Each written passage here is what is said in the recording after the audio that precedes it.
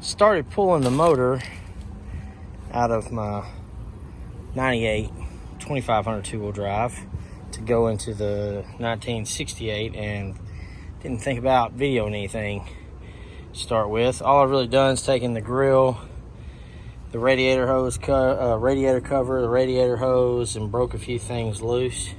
And I got the wiring harness up and out of the way. I'm about to finish up taking the intake off, figure out what size intake bolts I need to be able to get this thing out with a cherry picker or the tractor. I hadn't decided which yet. But I'm gonna time lapse the rest of this and try to get this intake off today.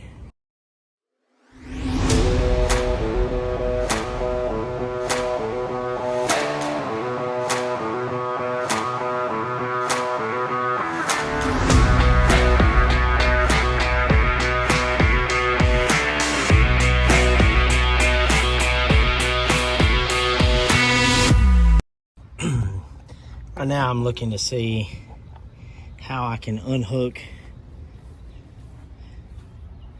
the fuel rail. It's all big wad back here. I gotta get all this out of the way, and then hopefully I can just unhook the fuel rail, and then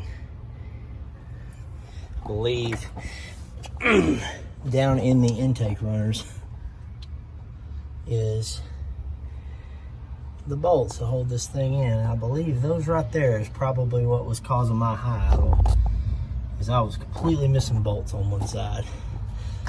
Yep. Yeah, I believe that's what that is right there. And would you look at that? One of them's right here. Oh, that's crazy. I don't know how it didn't get in the motor. That's nuts.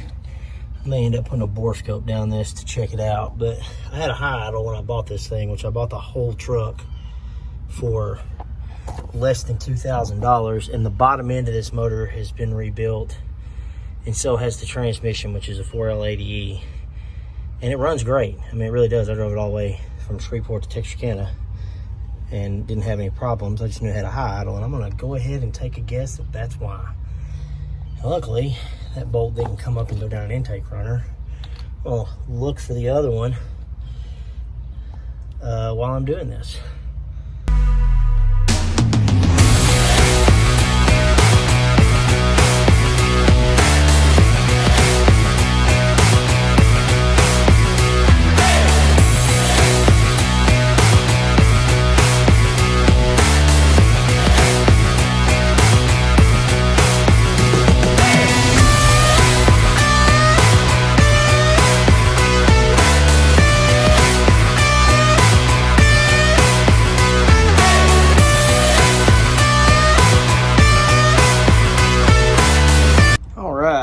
As you can see, it's a really clean motor, extremely clean motor.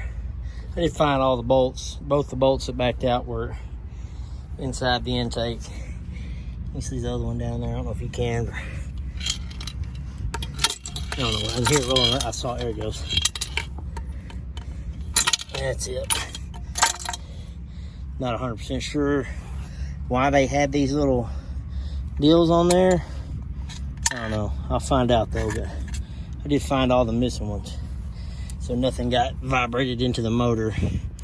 But that definitely was where my vacuum leak was that was causing the high idle that I could not find for the life of me. It was sucking. You can kind of see on this gasket, like across here, it's oily. On this runner right here, these two were the two that were loose. So I'm thinking that definitely was my problem. A little bit of sludge on the back coolant runner or coolant passage. That's all I really see. I am going to have to figure out this, and I am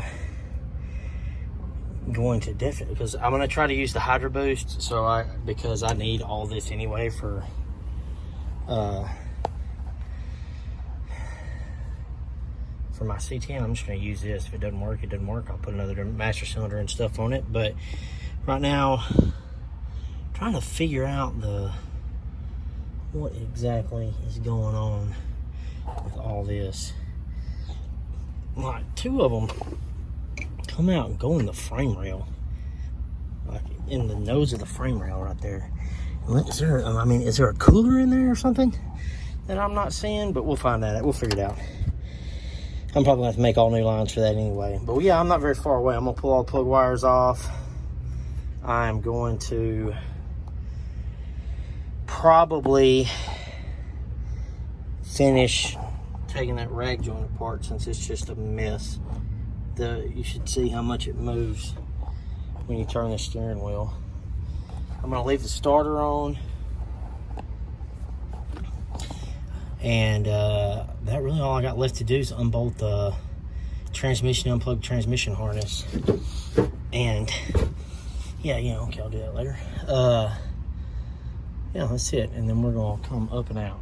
I don't think I'm gonna take the cross member out unless I absolutely have to, because I can go pretty high. I don't know why I just went like that, but I have the ability to go pretty high with a tractor bucket. If that don't work, I have plan B, and we're gonna go from there. I will get y'all updated once I get this thing out.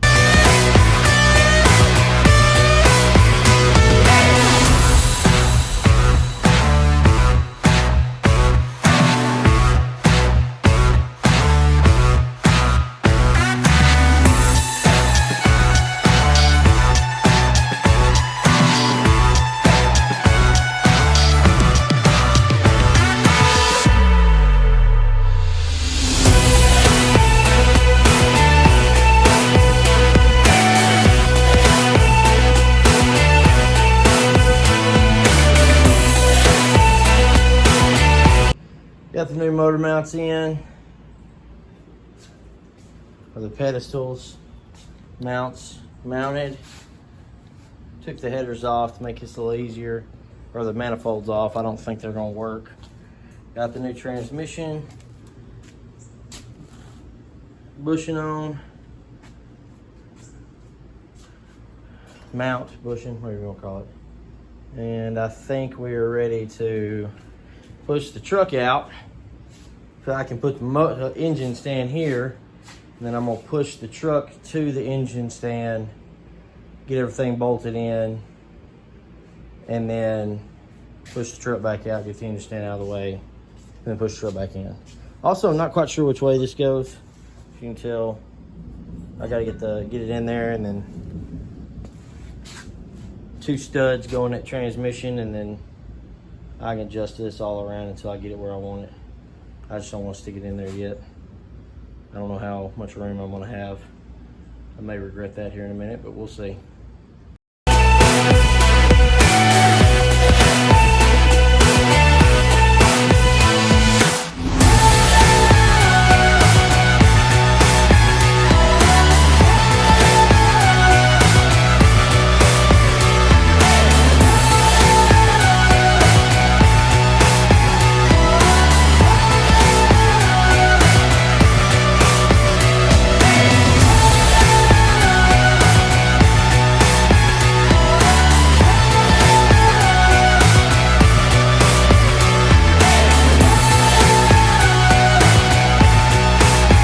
Well, we got a little bit better idea how everything's gonna sit.